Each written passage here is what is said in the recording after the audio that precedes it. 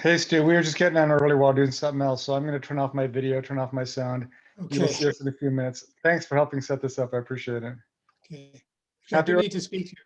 I need to speak to you before or after on related issues. Okay. Give me just a couple minutes. I'll jump back on. Okay.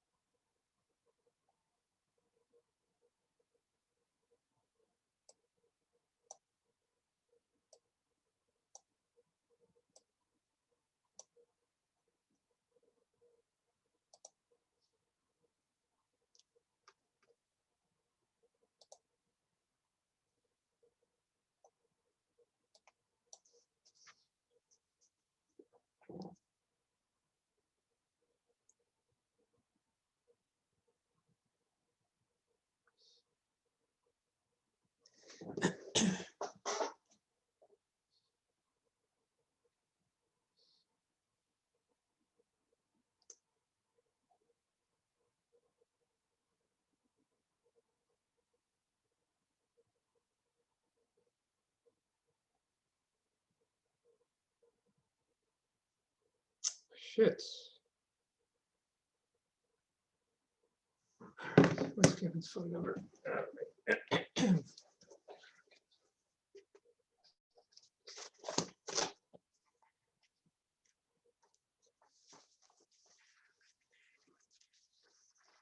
Oh, set to record. Make sure it's set to record. Settings.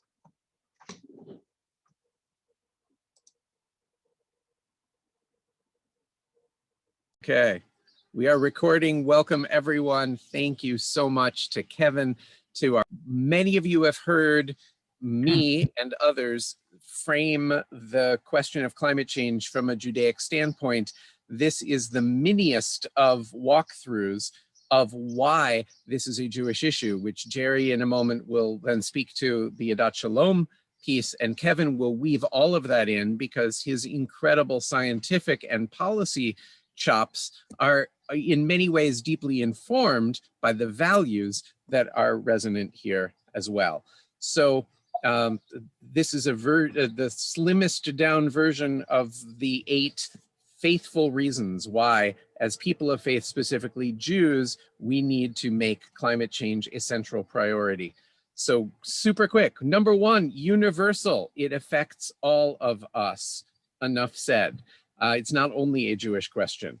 But Judaism starts in many ways with theology, and that is centered around humility, the reminder that the land is God's, that everything is godly and needs to be dealt with in godly ways, not narrowly ours and property interests.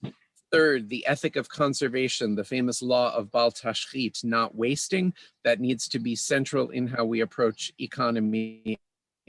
Fourth, the absolutely central question of social justice, racial and economic justice, as discussed yesterday, that the disproportionate impacts, standing idly by the blood of our neighbor, love our neighbor as ourself, requires that we center, absolutely unequivocally center the experience of historically marginalized, frontline, vulnerable communities. 5, a variation on universal, it's also about long-term preserving our own life, because there are such public health impacts, and increasing polling suggests that the most compelling frame for climate is thinking of it as a public health emergency, which, needless to say, it is. And we've got great Judaic sources on that around Pikuach Nefesh, much like COVID. Sixth, we care about everything that reflects God's glory. The animals and non-human creation play an absolutely vital role and exist for their own sakes. And so to be faithful means preserving that. But the most compelling and most obscure pieces come from Deuteronomy 22, a law about carpentry, that when you build a new house, you must make a parapet for your roof. And this is the basis of what is often called the precautionary principle, which means that you need to take externalities and bring them in. You need to be willing to spend the time and the money to take reasonable precautions whenever there is potential substantive risk. The risk of a child falling off of a roof is great enough that you must put a parapet. The risk of our one global climate going haywire in ways that civilization and ecosystems cannot easily withstand is so great that redirecting 2% of gross global product, which is about all that it would take to get to net neutrality by 2050, becomes an absolute necessity. And finally, right, gotta love Tom Tolles. Sorry, he's not generating these anymore. And finally, Lador Vador. We do this for the future. Enough said. We do it together with others. We do it in every way that we can. We do it through our individual efforts and through our collective. And we are thrilled to do it under the leadership of people like Dr. Kevin Teichman. So Kevin got his academic training, undergraduate at MIT, and his PhD also in mechanical engineering at Berkeley. He worked for many years at the EPA, as you know. He led the planning for their R&D program, and he has recently retired. He continues his scientific work at NIST and at Georgetown, and I'm very happy to introduce him to speak on climate change, where we've been, where we are, and where we may be going. If I can just interject one tiny thing. So this program is put together by the Adat Shalom Climate Action Team. We would love to have more people join us. We've gotten an amazing amount done with just a relatively small core dedicated group, and feel free to ask questions after. Kevin will leave time for questions, and we're going to have another program next week that I'll talk about more after Kevin gives his talk. So thank you, Kevin, for agreeing to give this presentation, which he's given to larger corporate groups and organizations, and kindly agreed to share his time to be available for us. So Kevin, all yours. Well, thank you very much. Thank you all for the publicity as well that you gave to this talk. But I want to be a little careful even in the title. A lot of people left out the word may when they discussed what the title of my talk would be. I do not know where we are going. I know where I hope we are going, but where we go and whether or not we get there remains to be determined by all of us. I want to start off with just a little bit of science, because I want to make sure even those who, I don't think on this phone call I have many climate deniers, but there are certain scientific facts that just cannot be overridden by opinions. And you have a warmer surface, the sun that radiates its energy to the earth. Thank God for that, so that we have heat on our earth. The earth tries to radiate back because it's warmer than outer space, but it can't radiate all of that energy if there are gases in the atmosphere that are absorbing the heat that the earth is trying to emit. So that's the graphic there. And just to put a more fine point on it, you can see with the diagram on the left here, there's a yellow curve at 5,777 degrees Kelvin, which is absolute temperature in the centigrade side. So you can subtract 23 27, excuse me, to get to centigrade. And you can see that there's a lot of energy. This is the y-axis that's emitted by the sun, thankfully again, and based upon its temperature, it emits that radiation at different wavelengths, peaking, as you can see, maybe about 0.4, 0.5 microns. And you even see the visible range, thankfully, that our eyes are accustomed to, being part of what the sun radiates.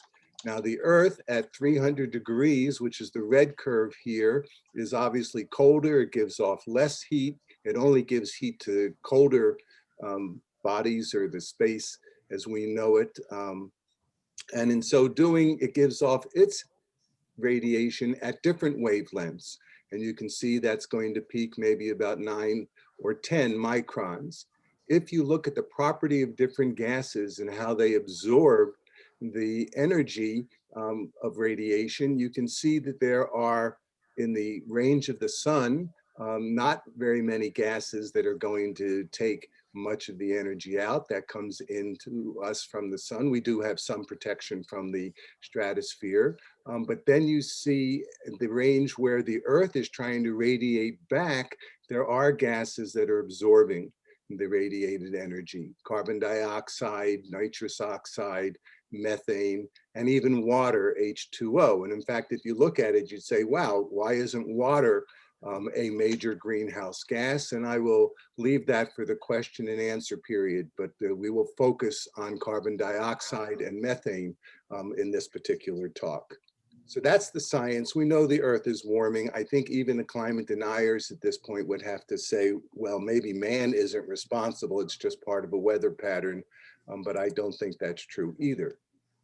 Now, we ascribe the ability of different gases to absorb that energy, giving carbon dioxide a value of 1 in a 20-year period or in a 100-year period. And you can see different gases have different global warming potential, where methane is significantly higher than what we see for carbon dioxide. Now, we emit much more carbon dioxide than methane, but we emit enough methane that we need to be thinking about that as an important source as well. And you will see in the policy making that it has an important role to play. Again, I'll leave for the question and answer period. It's its own separate lecture, if you will, the hydrofluorocarbons, which are the substitute for CFCs that are destroying or were destroying our stratospheric ozone layer. And these are the substitute refrigerants, and they themselves don't affect the ozone layer, but they are greenhouse gases of concern. And so we need to worry about those. And again, I'll leave for the question and answer period what the Trump administration's opinion was of dealing with HFCs, which, as always, seemed to put America in a different position than the science was leading us. What are the effects of climate change? I think we all know these, but it's worth mentioning them. Let's start in the top right-hand corner with forests, and you can see it certainly will impact the growth of different types of plants and different forest ranges. And this is all I should have really started in the middle here. The three major impacts on our planet are elevated temperature, changes in precipitation, either too much or too little from what we're used to, and sea level rise.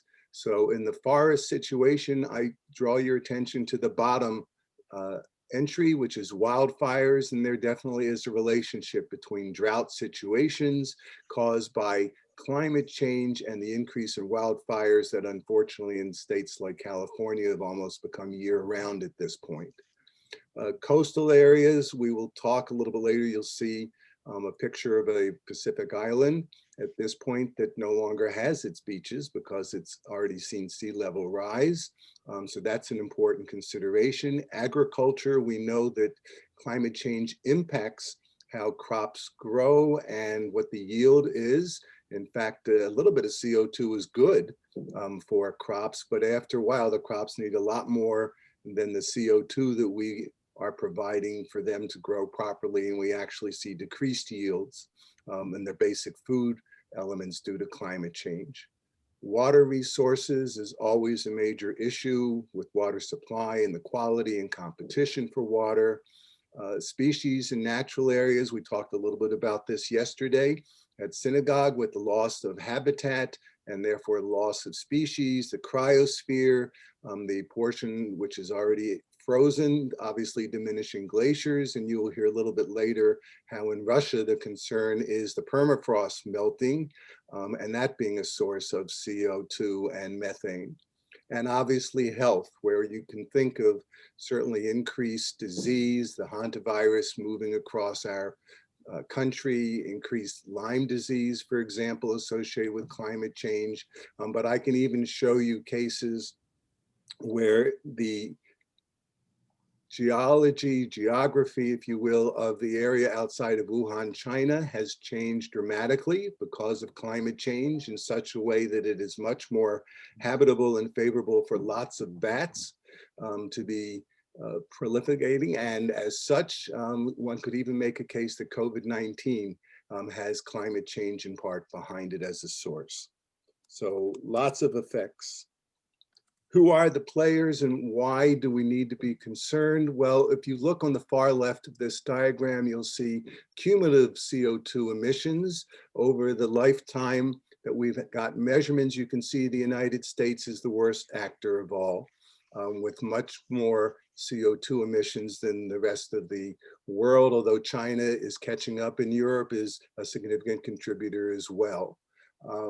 Recent US policy has made a big to do over the fact that actually, if you look at annual emissions, China now supersedes the United States in CO2 emissions, as if to pin the tail on China as being the bad actor. And China certainly does need to think about policies to reduce its carbon footprint as well.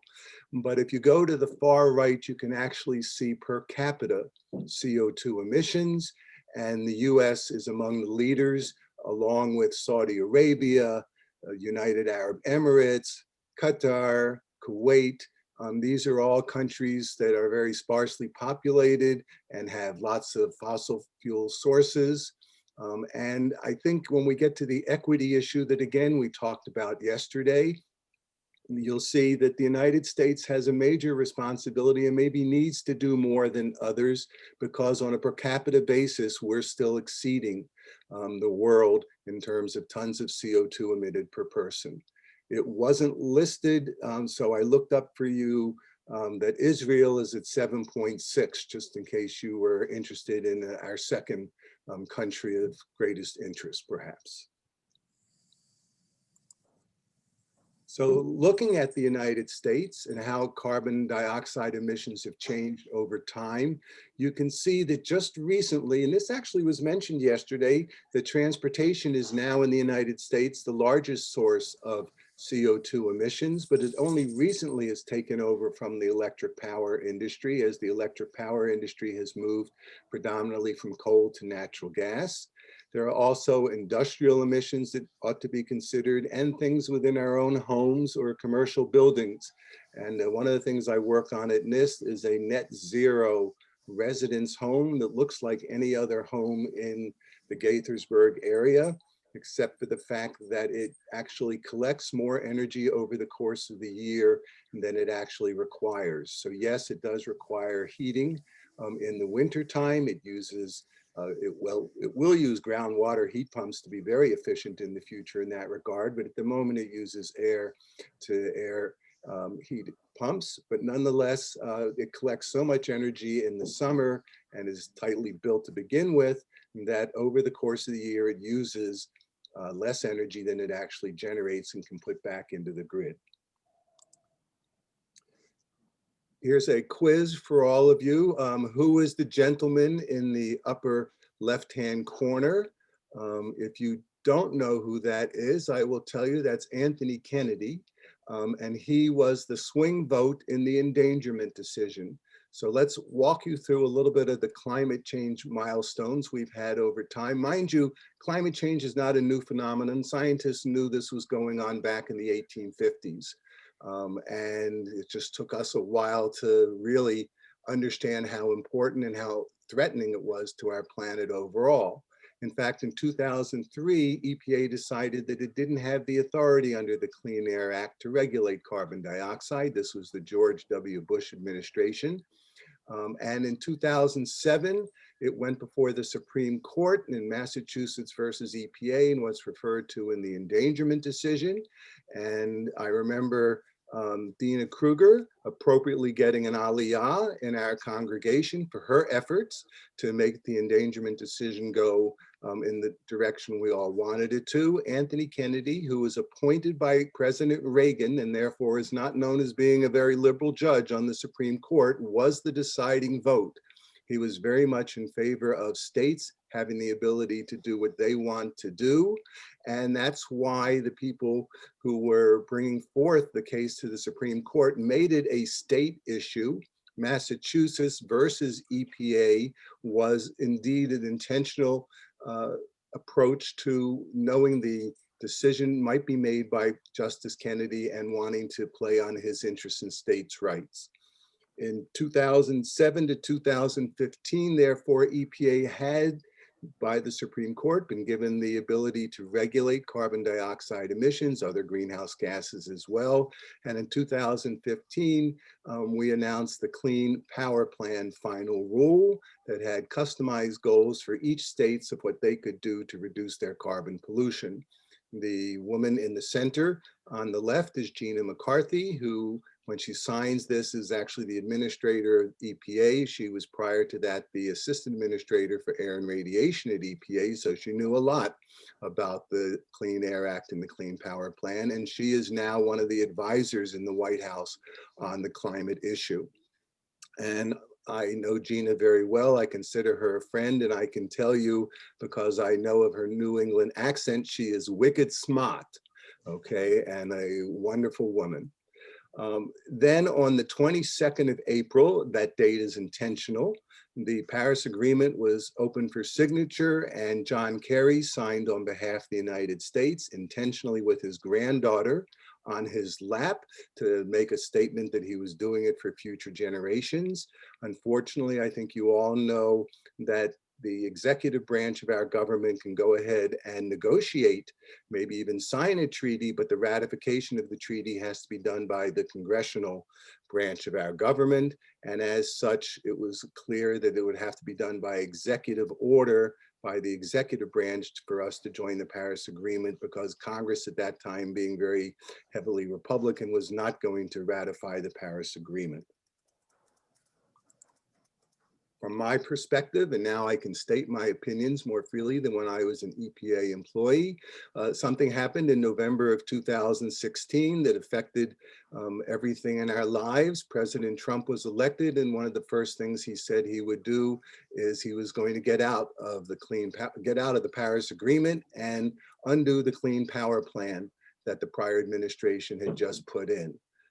And you can see in the middle picture on the right, then Administrator Scott Pruitt says we're going to repeal the Clean Power Plan. We're going to replace it with a different rulemaking, I should say.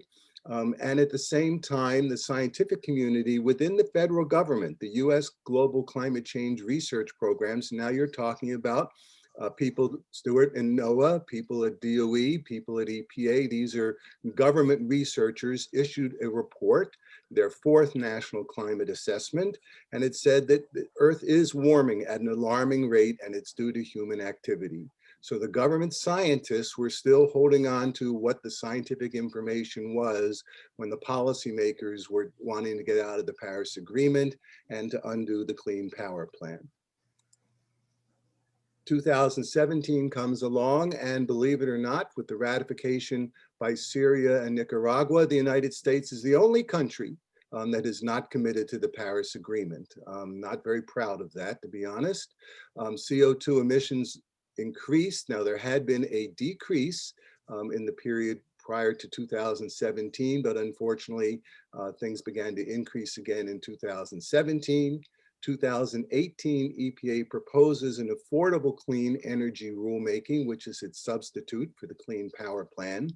And the Rhodium Group reports that the US greenhouse gas emissions rose 3.4% in 2017. So let's now go back and look at what was Obama and his administration trying to do with the Clean Power Plan. What was the Trump administration trying to do with its affordable clean energy substitute for the plan? You may recall that with the endangerment decision, the EPA was able to address carbon pollution, carbon dioxide emissions. And the Clean Power Plan was the very first rule ever coming out of our federal government to address carbon pollution from power plants. It went a step further. It set goals for individual states and utilities and gave them the flexibility of how they wanted to do this and over the time period that they would achieve these pollution cuts, so that they could make sure that they were maintaining a reliable and affordable supply of electricity. And different states were in different situations. The state of Washington being able, for example, to draw a lot more on hydroelectric power than you're going to be able to do in Arizona. So it was important to give states individual flexibility. The EPA used two sections of the Clean Air Act, sections 111B and 111D. One addressed new sources and what you could do. The second addressed existing sources. Very importantly, it did not treat this as a criteria air pollutant like ozone, like particulate matter, like lead, carbon monoxide. The reasons for this are debatable, but fairly numerous. Number one, CO2 at the concentrations in the atmosphere is not a health risk to us. Actually, in the indoor environment, we shoot to have in office spaces a CO2 concentration of 1,500 parts per million. And indeed, people exist on submarines with appropriate filters, but at much higher levels than the ambient concentrations we have of CO2. And therefore, it also wasn't listed as one of the 6 pollutants as a criteria pollutant in the Clean Air Act. So the EPA felt it would use these 2 particular provisions in the Clean Air Act as the basis for its rulemaking. That made it be very suspect, particularly when Republicans came in and industry wanted to raise concerns that it wasn't legally sustainable, what was used as part of the Clean Air Act. And so that begins a case of legislative, well, actually more judicial review on many levels. One of the important things that EPA did do as part of the Clean Power Plan is the last bullet, where it required states to demonstrate that they were actively engaging with communities, particularly low-income, minority, and tribal communities. Again, the environmental justice issue that we discussed yesterday. And the Clean Power Plan, taking EPA's estimates of the benefits and the cost, looks very good. You'd be cleaning up the power plants, getting rid of essentially the coal-fired power plants, replacing them with renewable sources or natural gas.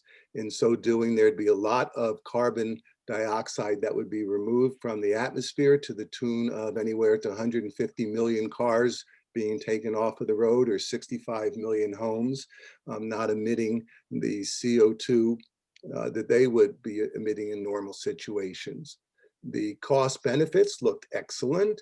It might cost us somewhere about $8 billion, if you will, and you can see by a factor of almost 10 at the upper range, the benefits would far outweigh the cost. If you wanted to put it in terms of health effects, you can see in the middle on the right-hand side how many heart attacks would be reduced, how many premature deaths, how many hospital admissions, childhood asthma attacks, etc. And you could even make an economic case for the average family would see up to $7 in benefits for every dollar that would be invested in the Clean Power Plan.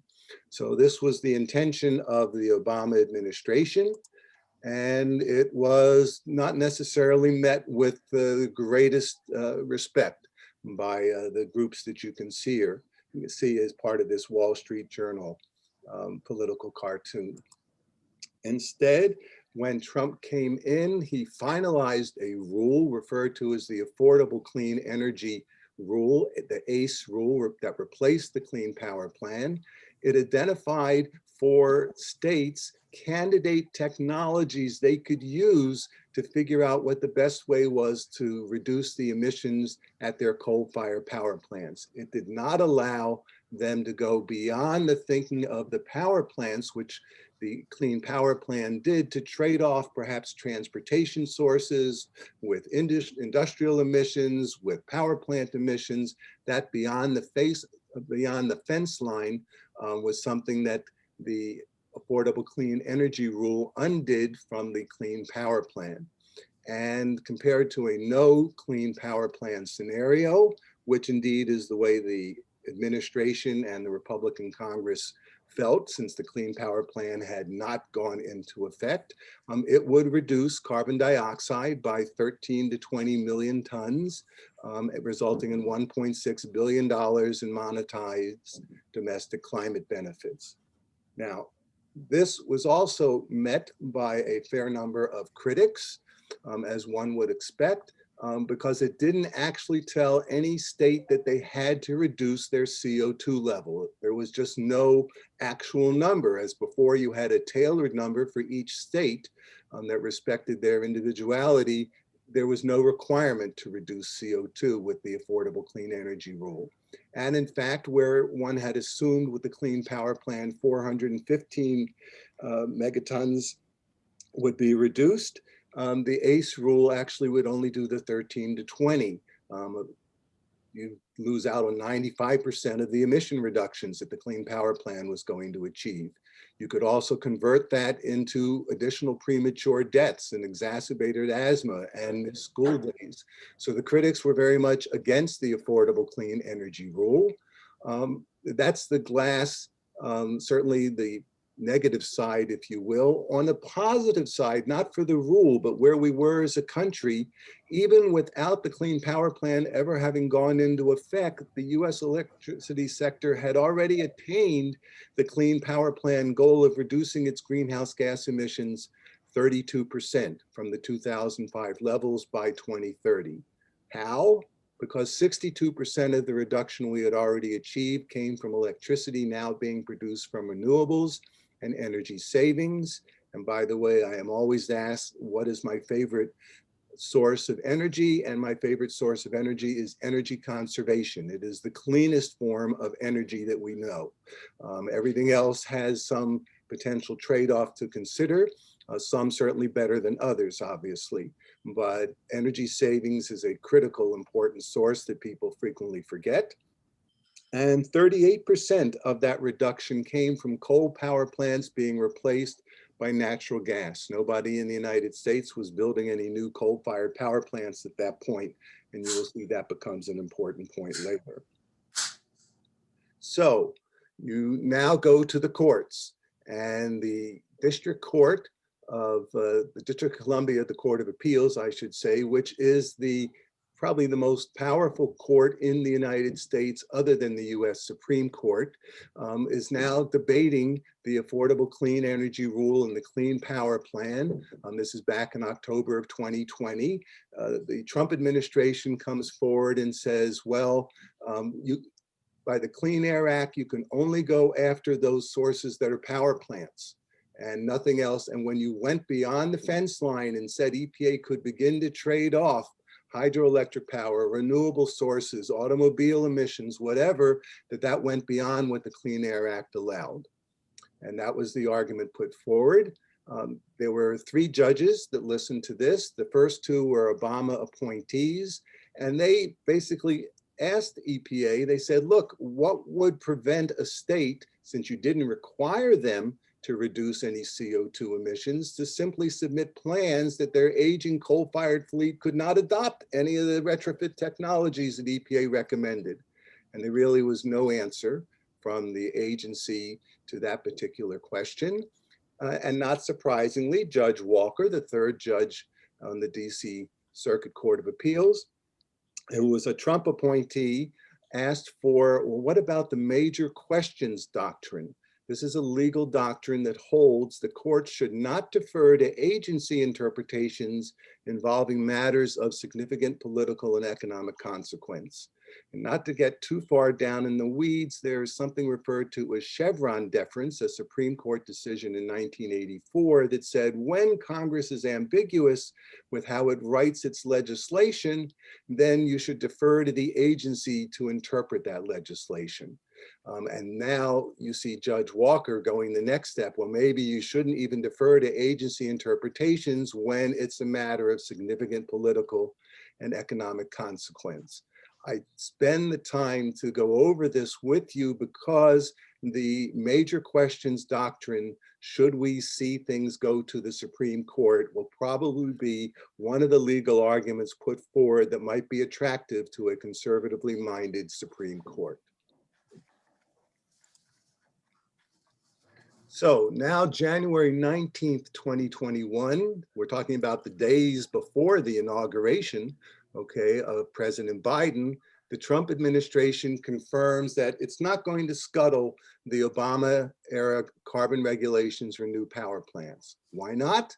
Because all the new power plants are being built with natural gas or renewable sources already anyway. I don't need to protect the coal industry in terms of new power plants. But when it comes to existing power plants, that we're going to continue to put our relaxed controls on in terms of the Trump administration and force the Biden administration to undo by rulemaking what was done for the existing power plants. And in a very surprising move, the Trump EPA also put forward for a proposed rule. Mind you, rules are proposed and they go through public comment and then go final, so they could only do in the last days of their administration a proposed rule that would allow for the industrial sectors not to be regulated unless they had up to 3% of the emissions of the US greenhouse gases. So looking at the figure that I already showed you of the percentages in the different sectors of carbon dioxide, that doesn't look so bad if you gang all of the industrial sources together as one sector. But they use the word sectors with an S, which is why I've underlined it, and that allows them to divvy up oil and gas facilities so that they wouldn't be required, or refineries or boilers. And so it depends on how finely you slice the salami. And just for Adat Shalom members only, I'm telling you this is kosher salami that I have put in this particular slide. Okay, but this now will force the Biden administration, if it wants to go after oil and gas facilities, refineries, etc., that it's going to have to do its own rulemaking if it wants. But the saving grace here is that they only got it to be a proposed rule by the time they were leaving the administration. And the Court of Appeals that we referred to earlier on January 20th, the day of the inauguration, comes up with their decision and they say, you know, you too narrowly interpreted the Clean Air Act, EPA, under the Trump administration. So this gives new president-elect at the time, Joe Biden, the ability to draft stronger power plant regulations, and not only that, to craft whatever climate regulations for a range of emission sources that his administration may wish to do. But remember, all of this new rulemaking, which takes time, okay, is the risk of the rule being heard before a majority conservative Supreme Court. So the ability to perhaps stack the Supreme Court, the judicial branch, is a very important part of remembering we are 3 different branches in our government, and each one is very important. The president can only perhaps do so much.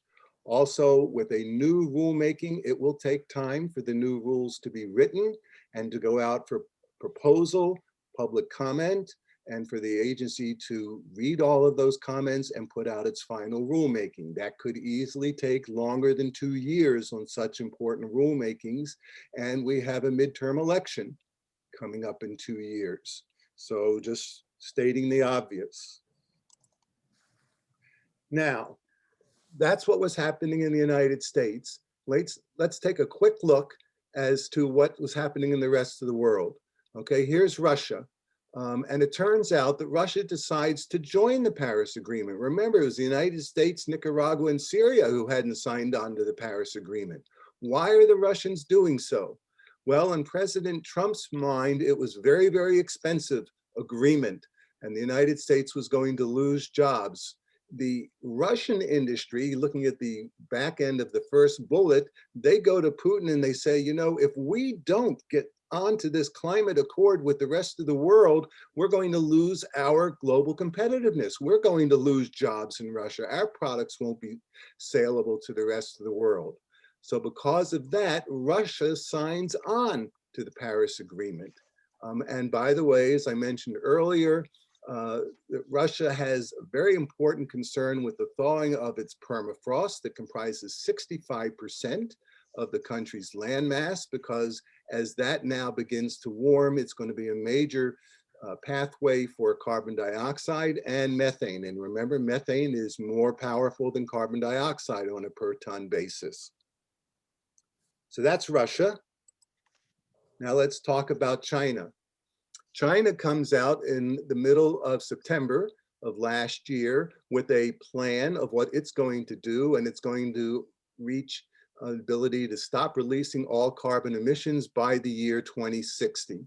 And you can see the Chinese plan in the table on the left-hand side of this slide. They're going to reduce their coal by 96%, their natural gas by 75%. You can read the information as well as I, seeing wind, nuclear, and solar increasing by dramatic amounts. The problem with the Chinese plan is the same as the problem that all the plans have. They're telling you where they're going to be by 2060. They haven't told you in this part that they're going to continue to build new coal-fired power plants at least until 2030, okay? And therefore, we're going to continue to see emissions increase in CO2 from China because of that over time. But by the 2060 period, when of course President Xi Jinping will no longer probably be alive, we'll then be able to see whether or not we achieved these targets and goals by the year 2060. The bottom line that I'm trying to leave you with is that we have to take action now and monitor the actions and results we are getting to even hope that we get to the goals we set for the out years. And that includes the United States, it includes China, it includes the rest of the world. And we need to monitor the progress towards the goal so that we don't wake up in this case in China 2059 and realize, oops, we missed the goal that we had been expected to reach. The pandemic comes along, okay, we've all lived through that, hopefully. We'll continue to. When COVID-19 began, everybody wondered if there'd be a shift in global emissions. Would we learn from our past behavior and change the way we are doing things? Well, the answer is a resounding no. If you look at the data released by the International Energy Agency, or administration, I should say, there was a drop in global CO2 because of the pandemic. And it was the largest in history, so this is good news. But when you get to the third bullet, you see that the major economies are already resurging in their CO2 emissions. China, India, Brazil are all above the levels that they were in 2019, and the US is approaching its previous emissions levels also. And just when you couldn't believe it, the science actually has shown us that during the pandemic, the climate still continued to warm. Well, Kevin, how did that happen if the levels of CO2 and the other gaseous pollutants were falling? Well, also the emissions of aerosols from industry fell, and with the decrease in those aerosols, more sunlight fell on the earth, and it actually made the planet warmer during the period of the pandemic. So if you were hoping that we were moving in the right direction, I have some bad news for you for the year that we've been experiencing the pandemic.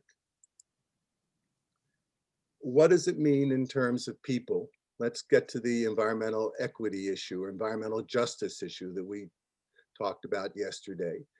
Here's a sobering analysis by an NGO, the National Bureau of Economic Research, that tried to estimate how many people climate change would be killing.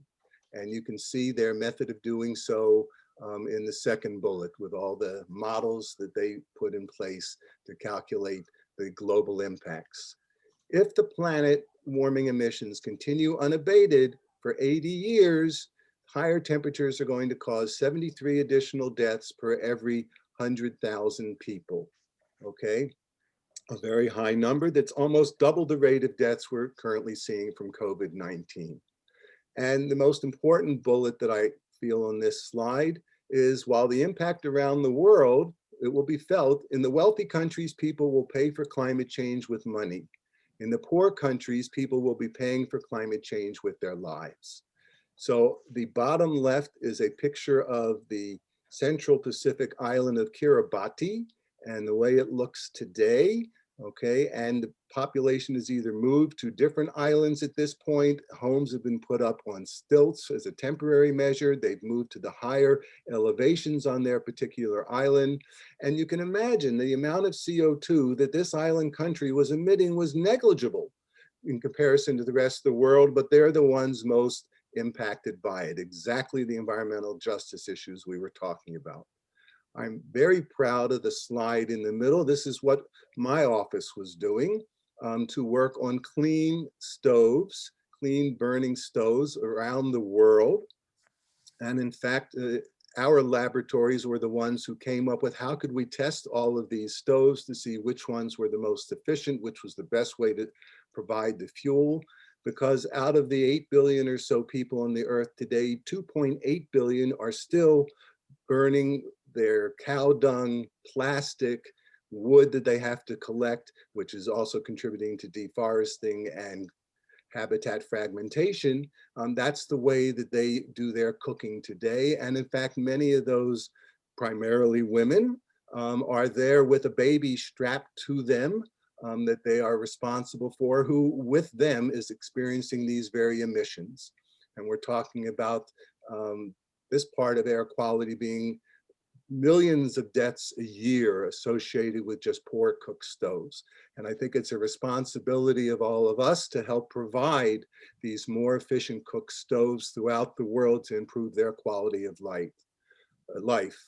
Switching to light, I remember at Adat Shalom, we did discuss this at one point, where here's a solar light that's collected energy during the day and stored it such that at nighttime, these boys were able to use it for lighting their studies as opposed to a kerosene lamp, which has its own emissions and safety issues. And here this solar light was a vast improvement in that regard. So clean stoves, more clean lighting, if you will. These are the ways we improve the quality of life environmentally, economically, sustainably, the health of populations around the world. And we, as one of the richest countries on the globe, have a responsibility to help these populations. Morgan Stanley has put out its estimates of what it's going to cost to stop global warming, and their estimate is $50 trillion in 5 different areas of technology. I know Stuart was sort of hoping I would talk about En-ROADS, and I'm not a big expert on that, so hopefully at some other time the committee will be able to delve into one of some very good, literally games you can play in trading off different things to accomplish the decarbonization we hope to achieve. But the 5 areas that Morgan Stanley identified to spend their $50 trillion were in renewable energy, electric vehicles, hydrogen, carbon capture and storage, and biofuels. Such that their $50 trillion, the way they would spend it, would get our renewables up to 80% of global energy use by 2050. It's 37% today. Electric vehicles would grow from 1.3 million units to 23.2 million units by 2030.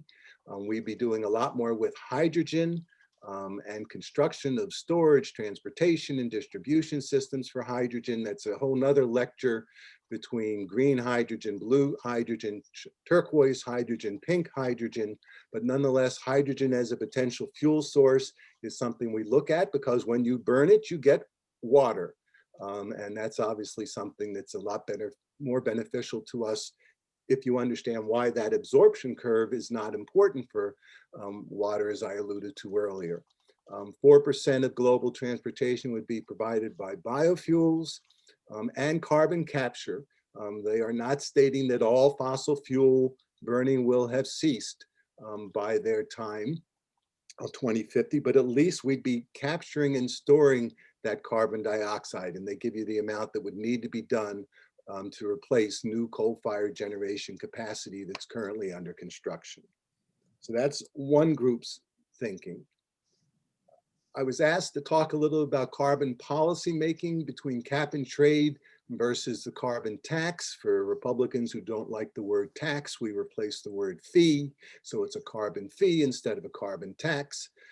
Cap and trade sets the quantity of emission reductions. It says where we're going to be. You can see here a cap is set, and the very polluting industry has to buy emissions from a less emitting industry. And here is the tradable offset, but they also have had to reduce the emissions above this cap.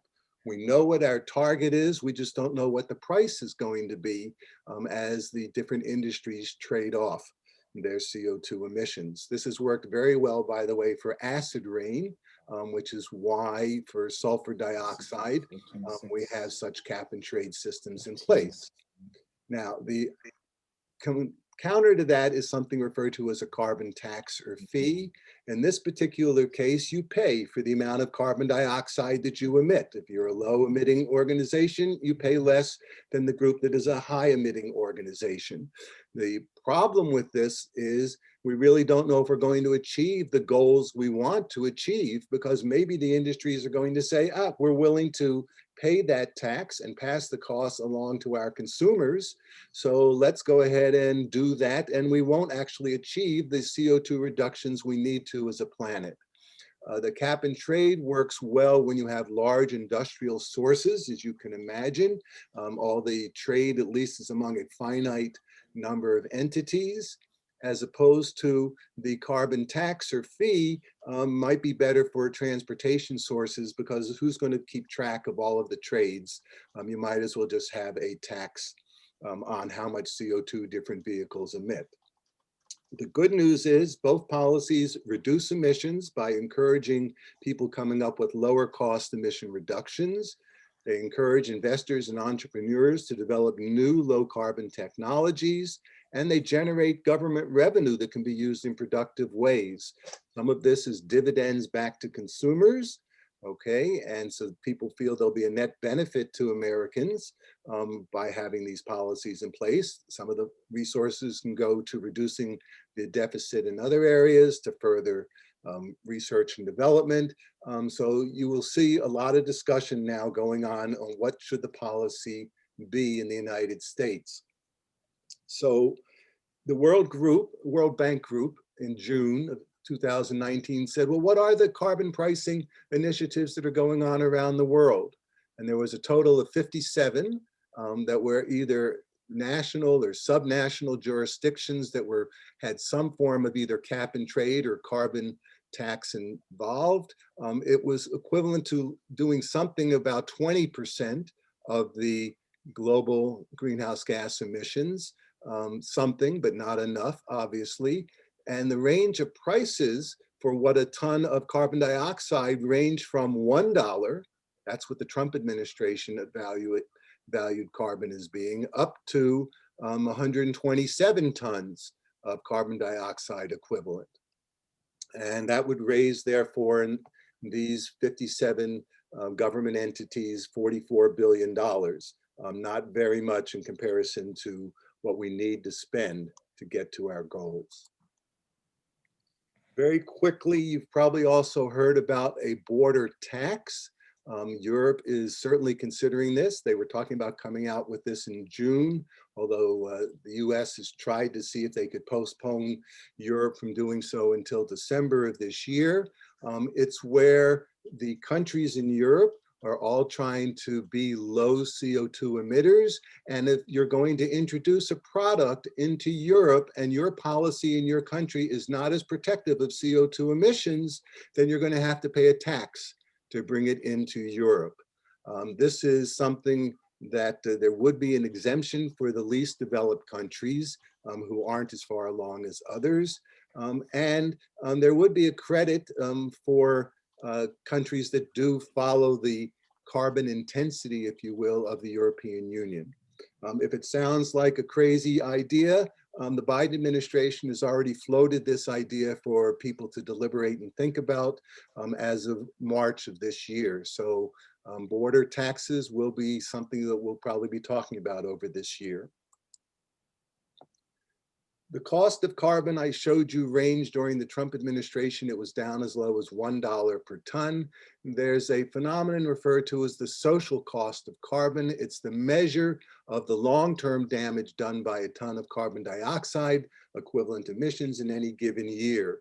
It considers the impact on agricultural productivity, human health, property damages, flood risk, and you can see that it will grow over time by at least various estimates groups have come up with. During the Obama administration, it was valued at $50 per ton. The Trump administration was not going to worry about longer term impacts, and they therefore lowered the value down to only about $1 per ton by the time the administration finished. President Biden has already put in an interim social cost of carbon amount of $51 per ton. And a recent study that just came out by Nobel laureate Joseph Stiglitz and Lord Nicholas Stern suggests that the social cost of carbon should be at least $100 per ton at this point. Remember, one of the countries already, I'm not sure which, had $127 per ton as their value of the social cost of carbon. And it can't just be CO2 emissions. You've got to take in consideration all of the other impacts. This gets once again to your En-ROADS or what you're going to trade off. And trading off one parameter might be the very price of a ton of carbon. Rhodium, this is interesting. Back in December of 2019, a group that's been pretty even-handed and it's looking at climate change said there are 5 things to look at in the future. The first thing is the US elections, and we've been through that. The good news is we have President Biden instead of President Trump. We have somebody who believes that climate change is a legitimate issue. We're going to need to achieve reduction by 2050 of 4 to 5% emissions each year. And from 2005 to 2019, the US had averaged only 1.1% annual reduction. So there's a lot to go, and hopefully with a new president, we will get there. Watch China's economy. China is going to be booming with coal-powered plants for the next 5 years, or maybe up to 2030 or so. So we need to watch them as a major emitter. People, I think, sometimes forget India is poised to outgrow China's population in not distant future, and they're going to become the fastest growing market for electricity. Those of us who have been watching India and the COVID-19 situation now in that country realize all of the issues that that could present. The European Union is certainly leading all of the countries, as far as I'm concerned, with their pledges, and they're the ones considering the border tax, for example. They're the ones who, in essence, their policy may be why Russia decided to join the Paris Agreement. And all of us are also watching Brazil, that expects now to be paid for the benefit of its Amazon forest, is providing the rest of the globe, as it even now is experiencing significant deforestation. Back in July of last year, people were already thinking, well, what would Biden do if he came in? This gets to now, where are we going, or where we may be going in the future with the new president.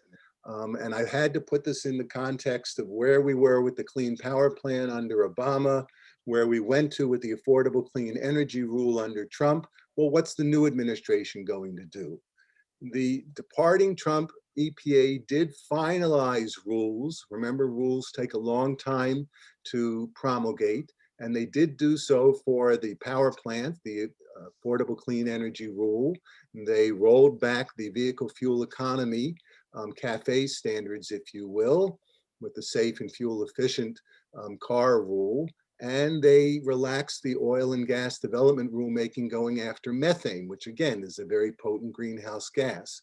But none of these have faced court reviews yet. By that it means, oh, the agency has certainly been sued over them, but they haven't to date, as of July 20, in July 2020, I should say the year, they haven't yet had a court decision, and therefore the agency can come along and say, well, we know we're being sued on this, give us a chance to look at it and maybe do it differently. So there is an opportunity for Biden's administration to look at those finalized rules and undo them if they haven't already had a court decision sustaining them. And that would give Biden a chance to write new rules to go along with his rejoining the Paris Agreement. But I offer the caution again that whatever new rules are to come out of the Biden administration, it has to understand the political, economic, and judicial realities of the 2020s. We have a 50-50 Senate at the moment, and the swing vote, even on the Democratic side, is from a coal state, okay, with Manchin, and judicial realities. Who knows how long we will continue to have a conservatively dominated Supreme Court. Now, if the November election results in a Democratic Senate, which was considered a long shot back in July of 2020, but we did achieve, Congress could use the Congressional Review Act to quickly undo rules that were finalized in the second half of 2020. The Congressional Review Act is a very interesting piece of legislation. It has never been passed or used by a Democratic Congress. Okay, the Obama administration, which had a Republican Congress, although it was a Democratic executive branch, did veto 4 or 5, I forget exactly, actions that the incoming Republican Congress wanted to undo what EPA and others had done policy-wise in the last 60 legislative days of the year. And so Democrats have either vetoed what Republicans have done, or they've never introduced something under the Congressional Review Act. For the first time ever, this week, I believe, there will be a vote to repeal the Trump EPA methane rulemaking because of the Congressional Review Act. And there are many Democrats who don't like the methane rulemaking, but are against using the Congressional Review Act because they don't want to open up the door for future Republican groups to essentially use the act to deregulate. So stay tuned on that. But the vote, Senator Schumer has said, will just come up this week. And this is the only thing I am aware of that the new administration is supporting the possible use of the Congressional Review Act to undo. So we do have now the $2 million infrastructure plan, the American Jobs Plan. This is what our president has put forward, hopefully achieving 100% carbon-free electricity by 2035, 100% decarbonization by 2050. An overhaul of the transportation sector. You've seen all of the discussion, even General Motors, that they're not going to build fossil fuel engines in their cars in the future. I think by 2030, state of California has said they're not going to allow any vehicles to be sold, new vehicles that rely on fossil fuels as of 2030, I believe it is. The energy efficiency and clean energy standard is the replacement that Biden will put in for the Clean Power Plan and the Affordable Clean Energy. This will be a requirement strictly on utilities again, making it perhaps veto-proof or something that the Supreme Court can't undo because it's not going to go beyond the fence line, as the Clean Power Plan did. We want to build next generation industries in disadvantaged communities. This does not mean putting in more industry in Cancer Alley, as Rabbi Fred was talking about yesterday. It means new industries, those that are coming up with the clean energy products that we need, and they will be operating in a clean, efficient way so that they don't pollute. the communities that they're being built in. So that's what a next generation industry is. Carbon capture demonstration for steel, cement, and chemical production industries that we have to be able to demonstrate economically at scale they can work. Plugging orphan oil and gas wells sounds like a small little thing, but methane is what is emitted by those wells. The state of Texas spent $250 million, I believe, plugging up its wells last year. And when they were finished, they had more wells than they had plugged, because as they plugged up the wells that they knew, they found many more wells that needed to be plugged. This is not a small contribution reducing the methane emissions from orphan oil and gas wells, and in fact is a job maker, as President Biden has espoused. More energy efficient and affordable housing, walking the talk by having around-the-clock clean power in our federal buildings, and demonstrating projects, this is where the research will come in, for utility scale energy storage, batteries, read that, hydrogen, advanced nuclear, offshore wind, new ways of doing computing, and electric vehicles. So that's the infrastructure plan. The president this week had his summit on climate, and he reiterated what I just stated before, our goals in terms of greenhouse gas emissions, 50% from 2005, zeroing out emissions in the power sector by 2035. We have to move. We have to move quickly, Biden said at the summit. Republican response, you should know, was, well, they have climate plans too now. There'll be greater concessions from other countries. China needs to commit a lot more. Yes, China emits more CO2. Yes, the American populace emits more CO2 per capita. So let's not forget that. Preserving tax credits for carbon capture. So industry that does capture its carbon wants to have tax credits. That's sort of the opposite, it seems, of charging them a tax for the carbon they're emitting. They want to plant 1 trillion trees, an idea that has some merit to it. Scientists in Switzerland actually calculated how many hectares were available on the face of the globe to plant trees at this point.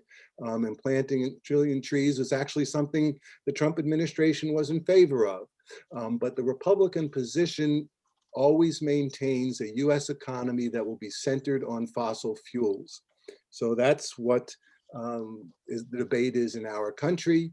The White House was hoping to see other countries come up with very strong commitments to decarbonize their economies as well. And at this point, sort of downsize their expectations, saying that at least it was a milestone on the path of accomplishing that, which hopefully will occur in the international climate talks in Scotland.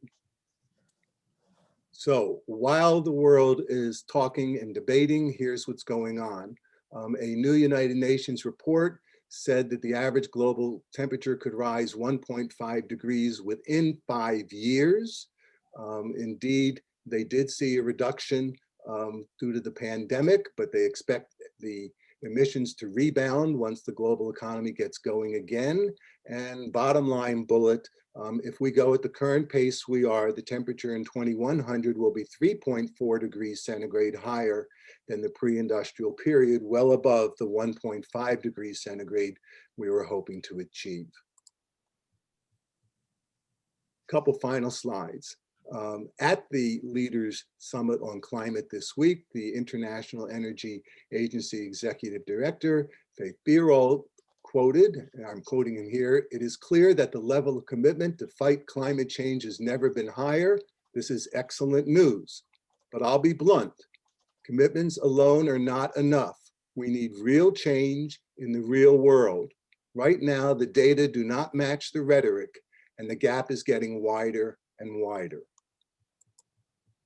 So I want to leave you with this adage from the Ethics of the Fathers, which came up yesterday as well. When I retired from EPA, I used this slide as well for the people at EPA who were staying on, that it's not upon you to complete the work, but neither are you free from working on it.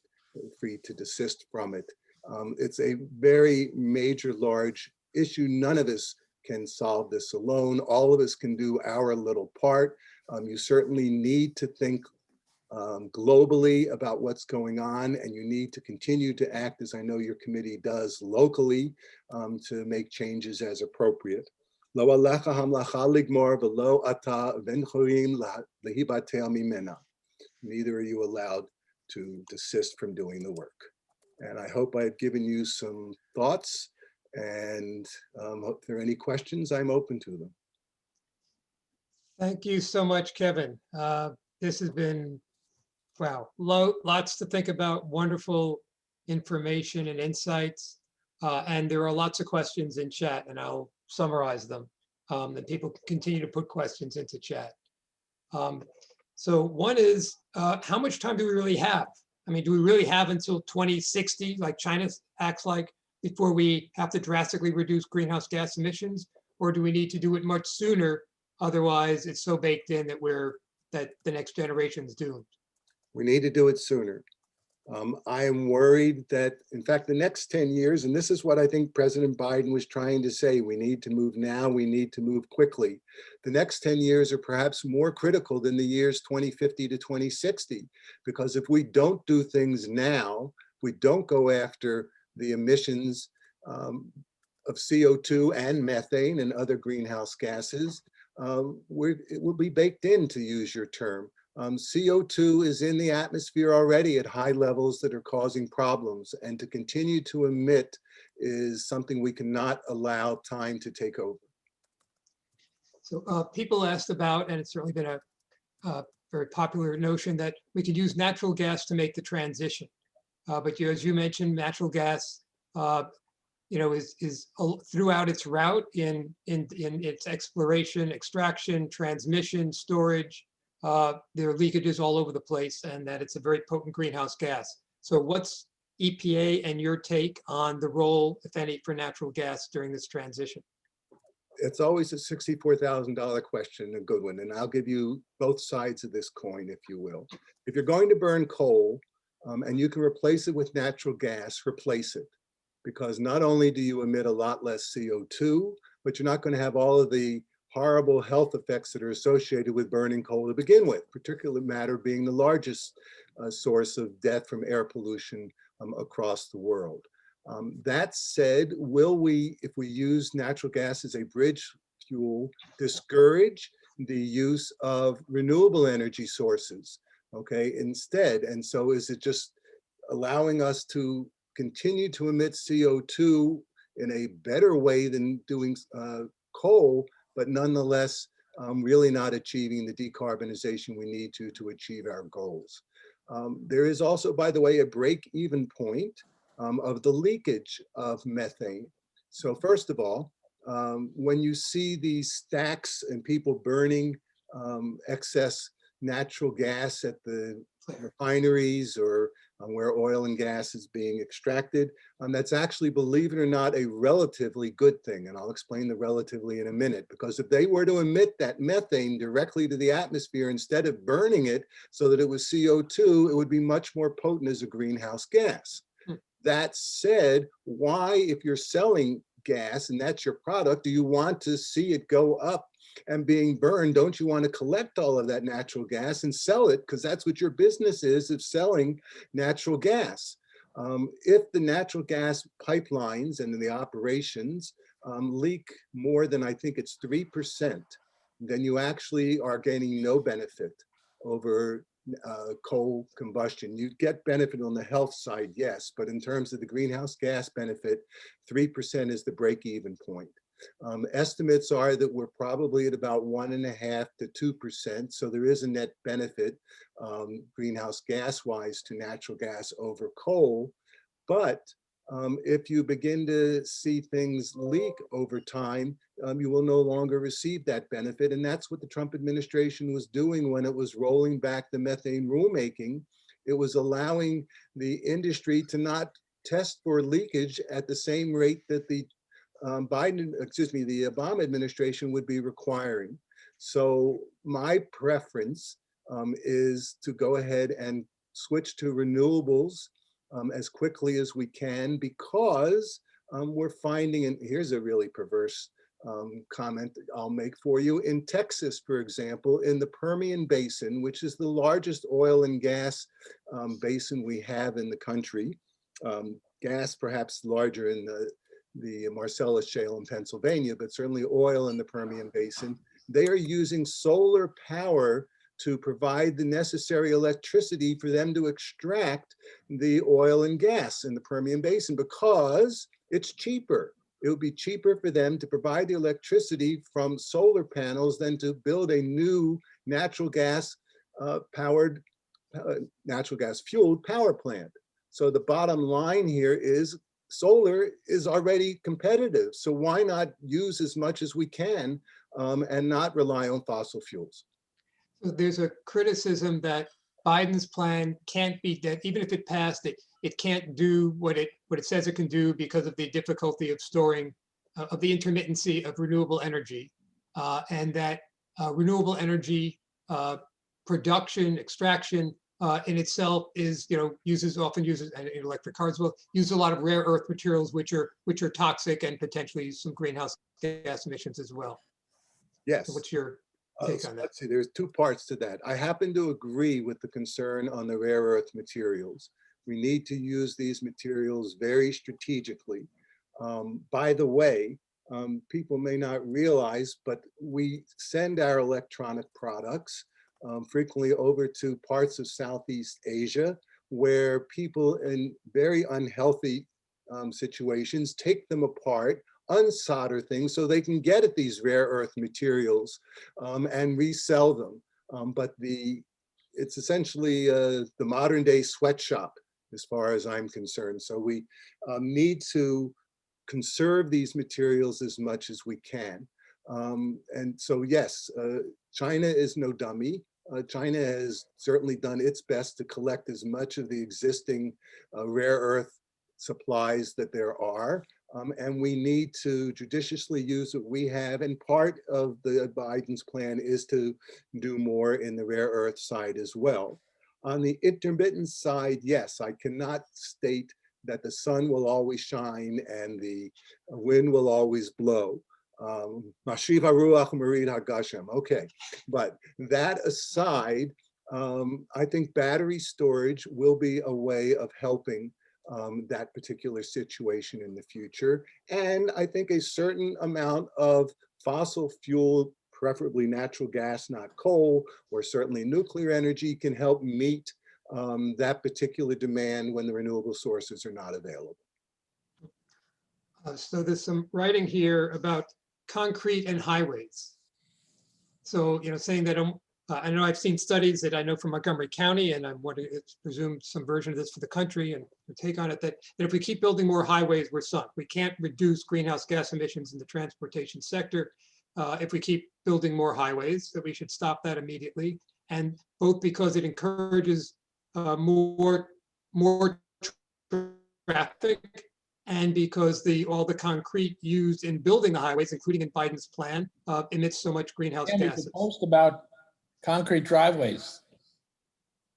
All right, concrete driveways. Well, let me just state, first of all, concrete is a process, the generation of which emits a great deal of CO2. People may not realize how much of an important source that is.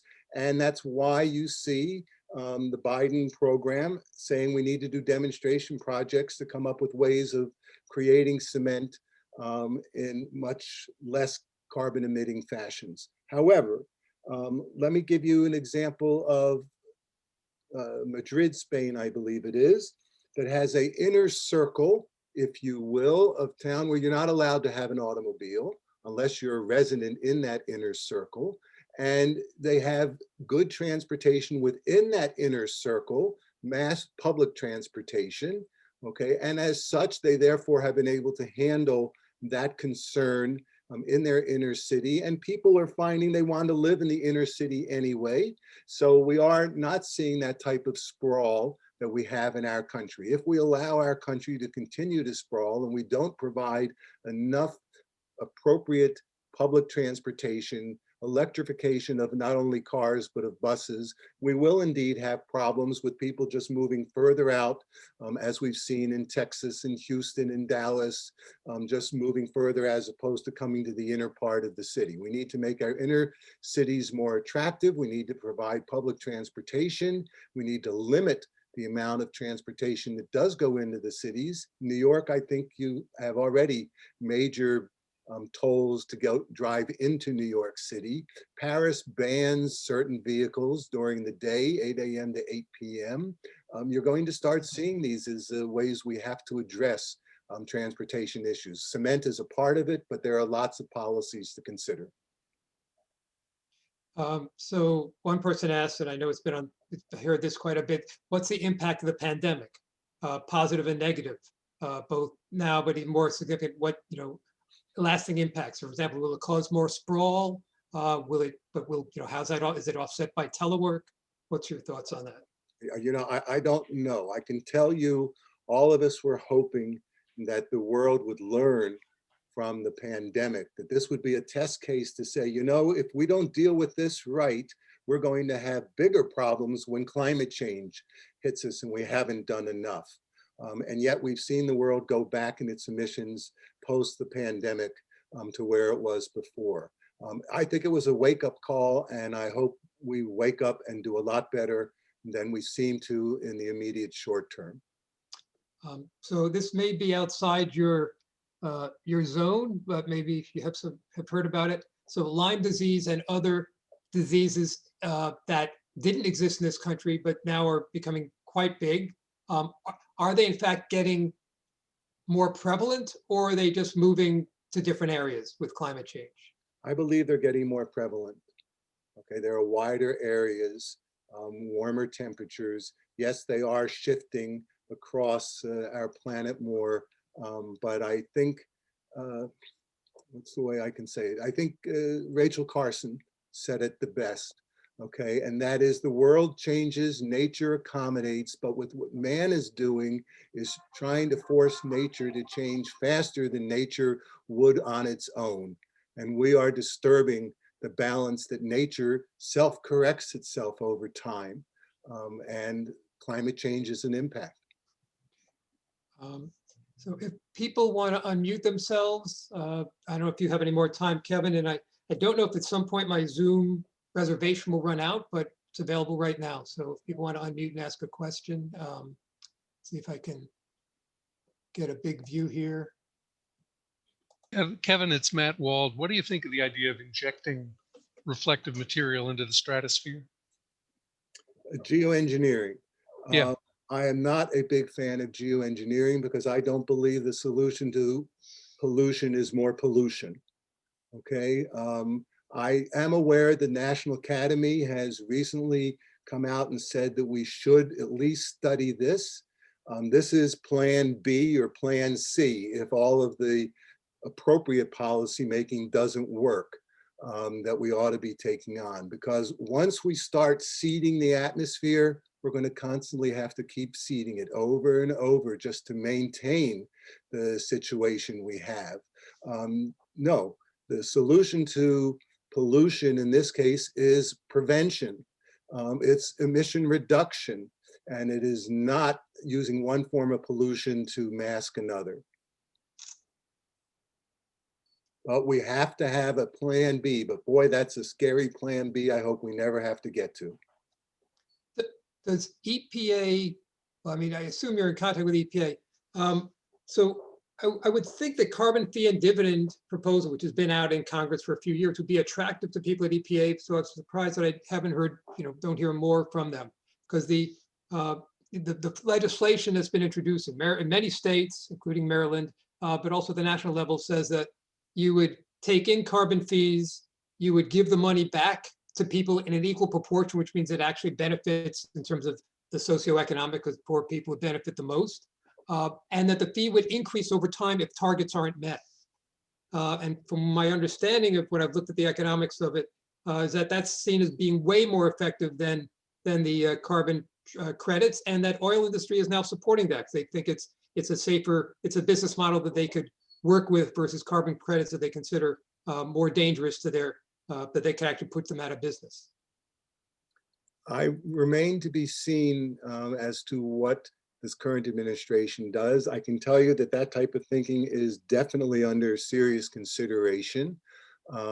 Again, I would remind you that certain carbon policies work well when they're going after a few major big sources, and other policies work well when it's a distributed, ubiquitous source across the country, and one policy may not be appropriate for all things. But certainly, recently API, I believe, has been at least lukewarm on the idea. I think the Chamber of Commerce actually came out in support of the idea. So we are beginning to see business waking up and realizing that the head in the sand approach of the past 4 years is not the way we ought to be going in the future. That said, I am still very nervous with the midterm elections and the presidential elections in 4 years that we may retrograde. Steve, I see you have a hand up, and if people can put up their hand, use the hand up function. Steve? Yeah, Kevin, thank you very much. What do you think about, I guess my question is how, is there some humility we need to express regarding the level of knowledge we have of our ecosystem or environment, and to what extent our current computational models of all the things that are going on in our globe, is it progressing to a point where there's great convergence of knowledge and of how much we know about our world? So Can I just interject two things that from when I was with the Commerce Department, which oversees NOAA, two things I heard that really scared me. One is the impact of the melting of the permafrost and releasing all the methane that's underneath there, that could be a huge game changer in the negative direction. And even more so, the melting of the permafrost at the bottom of the ocean. And you don't see that in the paper yet, but for NOAA scientists, they are terrified of that one. Again, because of all the methane underneath the ocean. So Kevin, your thoughts? Yes. First of all, Steve, I expected you to say, should we go to Mars and live instead of living on Earth? Which, by the way, that's my basic answer to all those who think climate isn't an issue. Well, what planet are they going to go to just in case it is? There are a lot of people I'd like to send to Mars, but go ahead. It used to be one of the climate deniers' major arguments that understanding our climate and how it all works together is just so complicated that we can't appreciate with our models what's really going on. And as Stu just alluded to, I tried to in my talk as well, the permafrost that we see in Russia is going to be a big source, again, not only of carbon dioxide, but of methane also. And yes, the amount of methane and carbon dioxide below the Earth's crust, if you will, if we start to see that become available, that's a game changer also in our models. I would say we do at this point have a fair congruence, however, of the most recent models. Instead of having a range of, we don't know if it's going to be 0.5 degrees to 5 degrees, we're now in, we think it's going to be somewhere between 2.5 and 3.8, if I remember the numbers correctly. It's no longer a matter of, is the sign plus or minus? Everybody agrees the sign is plus, we're getting worse, but there is convergence from different models on a smaller band of temperature rise. So, well, part of my question was, are we getting to understand, the error bars on these numbers, they get narrower and narrower, and will quantum computing, or is there some projection that our computational abilities are going to help us in that regard? Well, the error bars are getting tighter, okay, which is what I was trying to say. The band of the temperature rise, there's more general agreement. However, There is always a lack of knowledge of some things that we don't know and the unintended consequences. Let me go back to the geoengineering question of before, okay? And if we decide to seed the environment, the atmosphere, we don't know what the impacts are going to be, for example, on weather patterns and how that's going to shift different parts of the world to have droughts versus too much precipitation. So there are unintended consequences that we need to be humble in our knowledge of the models we currently have. They're the best we have, but there's still so much more to learn. This is an incredible blue planet that we are lucky to be living on, and we need a lot more research to understand how it all works before we keep tampering with it. Jerry Ernstein. Regarding the possibility of taking the carbon dioxide and putting it in a particular location out of the atmosphere, what's your judgment about the feasibility? I'm not a big fan of that. I had an argument once. I was had dinner at the British Embassy, and there was a person there from Senator Byrd's staff in West Virginia. And he was espousing that we would go ahead and just collect all the CO2 in these abandoned mines. Or even worse is those people who think, well, we'll just inject it in the ground so we can force more fossil fuel, oil and gas out of the ground and burn that, which wasn't a solution.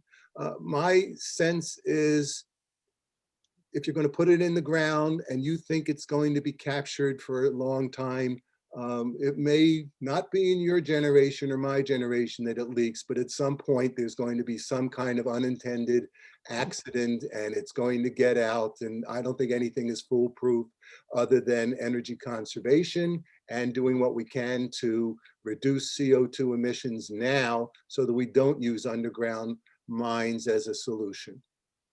I was in the audience for a panel 2 years ago, a panel made up of all of oil industry executives who were talking about all their excellent and very interesting carbon sequestration projects.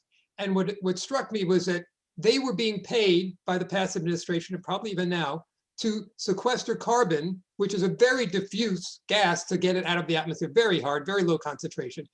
But they could have had way more bang for the buck by using that same money to get them not to produce the oil to begin with, or to pay people not to buy the oil. It'd be way more cost effective. I mean, probably 100 times more because it's so much more concentrated beforehand. So it's like they're getting paid to both, put it into the atmosphere and then get paid to draw a tiny, tiny minute amount out of the atmosphere. It just struck me as totally backwards economically. It's sort of like the discussion on the natural gas as a bridge fuel. Okay, we are going to require, before we have everything on renewable sources, and for Matt's benefit, renewable sources in the Biden plan also includes nuclear as well, I would add. Okay, while we do that, shoot, I forgot the train of thought. I'm sorry, what was the point you just made, Stu? The cost trade-off between, absurdity of paying people to sequester while not paying people to generate to produce the oil to begin with. I think we do need to have carbon capture and sequestration for the remaining time that we burn fossil fuels. We need to minimize that time, and I don't want the development of carbon sequestration and storage strategies to impede us from generating renewable sources and using them as our source of energy. So it's why I see it sort of like the natural gas bridge fuel. If we're going to use that to make us more slowly go to a decarbonized economy, it's the wrong direction.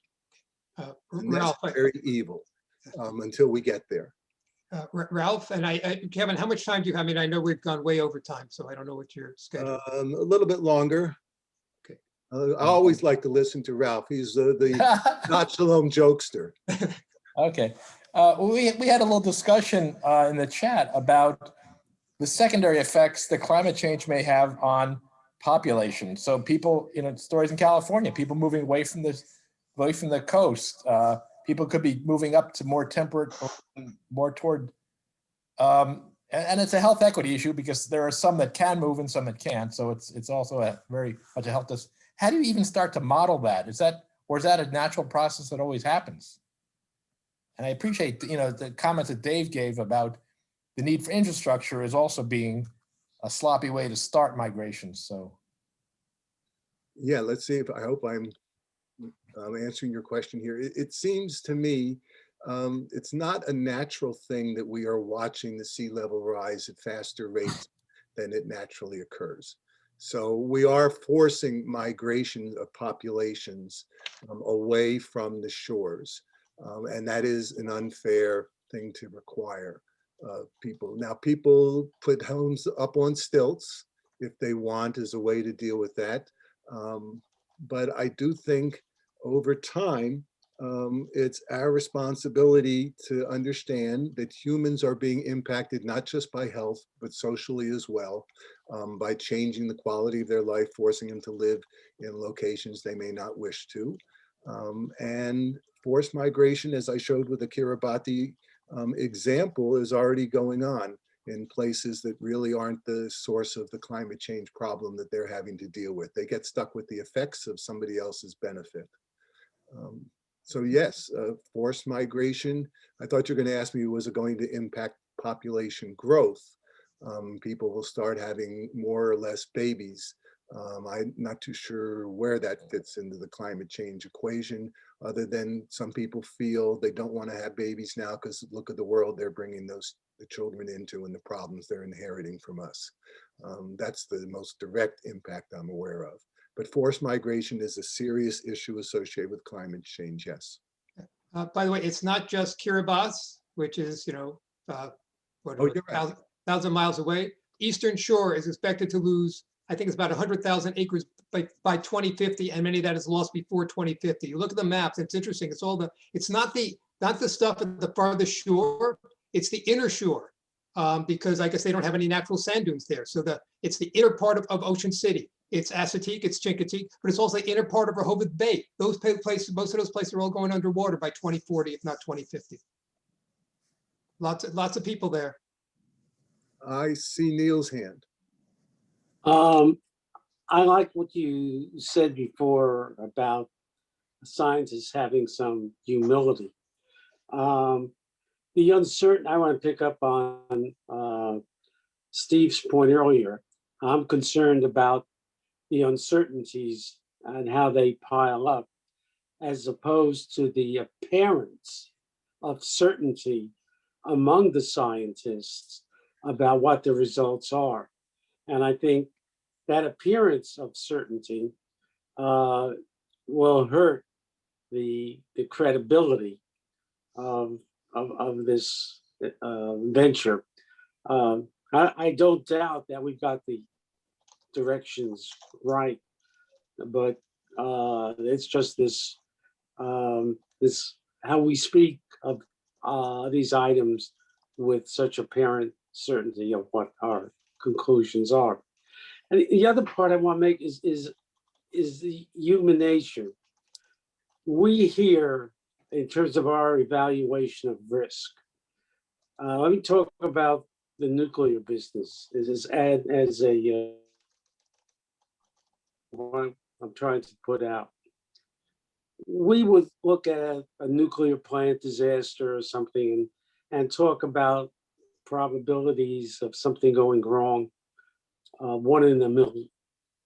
And then we look at our lifespan and our quality of life, and that's on a scale that's pretty damn good. Now let's take country X. Country X has a very low standard of living. Country X has the average life of their people are 23 years and then they die, as opposed to what we look at.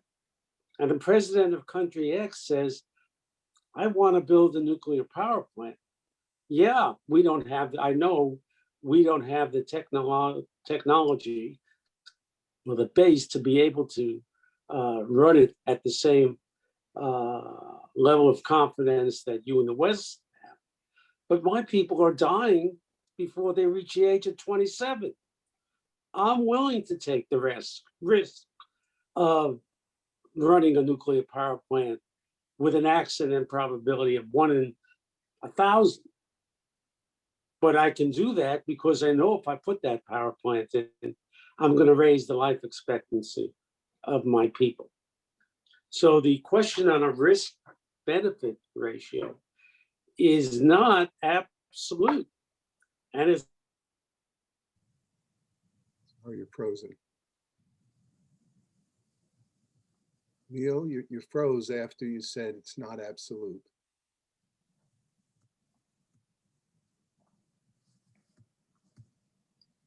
Sorry, let me try and address Neil's question then. The rest of you can hear me because you seem to still be moving. the world's energy needs and the growth. And at their conclusion was we were going to need every bit of all of the energy sources that we have in order to meet the needs of a growing and increasing the standard of living of people all over the world. We missed the intermediate part, but let me see if I get the gist of what you were saying.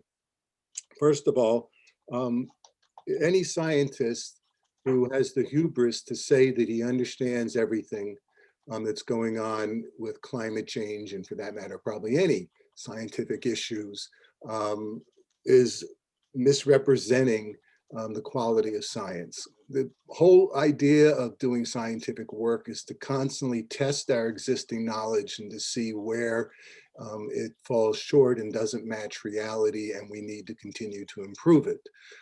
So I don't think we should state that the certainty is, it's a proven thing.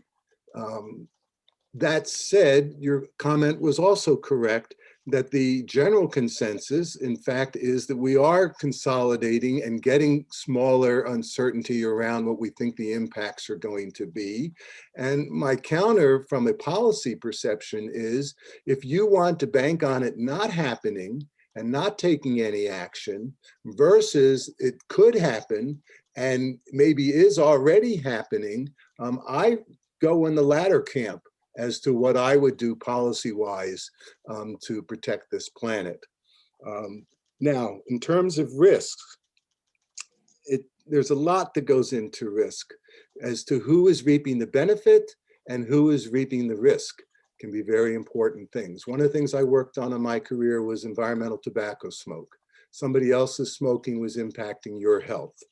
Okay, well, that person was willing to take on the risk to smoke because they were getting some benefit from it. But I was getting the risk of lung cancer from their smoking, and I wasn't getting any benefit from that. So it does matter who is getting the benefit and who is assuming the risk.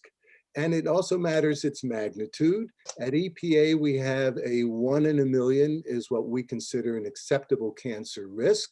Okay, associated with different chemicals, if you will, and a 1 × 10⁻⁴ risk for an individual. That is, we can't have 10 people in the world who we know are going to die because it's unethical to do that while the rest of the world is at a 10⁻⁶ risk. So we have to worry about a population, and we have to worry about the general individuals, I should say, as a group. So now I wrote something down about the Clean Power Plan with your comment. Under the Obama administration, the answer to what was the energy form he preferred the best was all of the above. And that's what I think you're saying too. But I think what we're learning is Obama, and I think Biden at this point, would realize that while we don't want to throw out even coal as never being used, there are better forms of energy where possible, and it's going to be different in the different locale. That's what my Clean Power Point note was about. When we did the Clean Power Plan, we said you in Washington don't have to have the same energy mix as you in Vermont, or you in Florida, or you in Arizona. You're in a different situation, each of you. So because of that, you had the flexibility. If you wish to have in your little island country a known way to increase people's longevity, because they'll die at 27 as opposed to now they might die at 40 because of a particular source of energy being available to them that wouldn't otherwise, I would make that choice too, to be sure.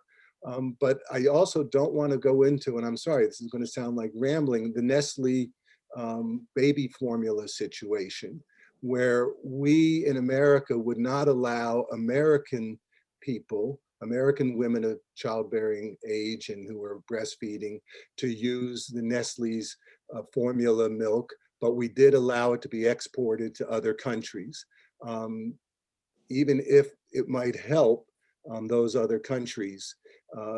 It's good to help those other countries. We want to improve their quality of life, but can we not find some other way to do it than to provide them with a risk which is unacceptable to us, that we're telling them should be acceptable to them? Great. So it's now 2:30 or so. I don't know if people have, 2:45 almost. I'm running out of gas, and here I am trying to decarbonize. Yeah, so, okay, well, so anyway, thank you very much, Keith, Kevin, for all your time, being so generous with your time and your decades of knowledge. It's been wonderful. And thank you all for taking time out on a pretty Sunday to come inside to hear all this. The decades of expertise is the only saving grace of growing old. So there will be another talk 1 week from today, 7:30 on Sunday, showing the En-ROADS model that Kevin referred to, where you get to see the very sophisticated model, but you can see real-time results that you tell the model which technique, which policy you think will solve the problem, and it'll show you in real time, what the actual result, how well it works for reducing greenhouse gas emissions sufficiently by 2040.